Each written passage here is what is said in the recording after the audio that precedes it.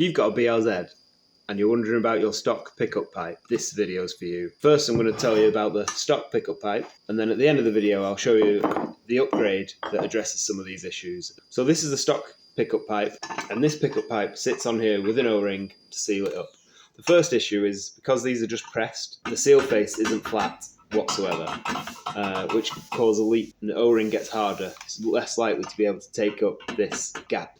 The next thing, the gap between the pickup tube and the sump is a little bit inconsistent, and it's quite large. We aim for a gap between 9 and 10 millimeters. This is usually 14 millimeters. But in terms of oil level in your sump, that's a little bit extra oil that you don't have with the stock pickup tube. The next thing, they're not very straight. If you look at this side is smaller than this side, which means you've got an inconsistent gap. So even though this gap's not made very well and it's big, you've also got an inconsistency from one side to the other. Finally, can't undo it now. There it is. The final problems with this tube is you can see a cheaply made bend. It pinches in the tube here. So although you've got all this area here for your oil to flow through, it narrows down up here, restricting the flow of oil.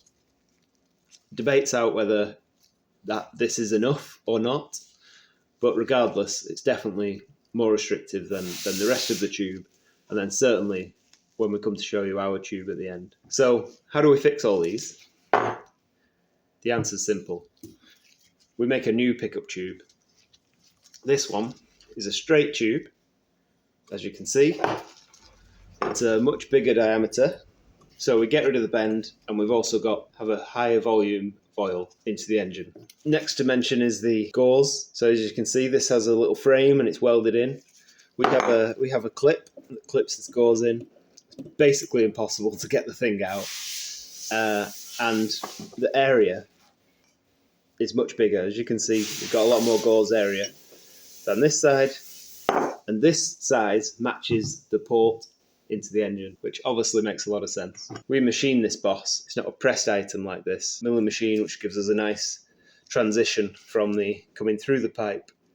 So it transitions up into the engine, helps it out a bit there. So that's the big difference.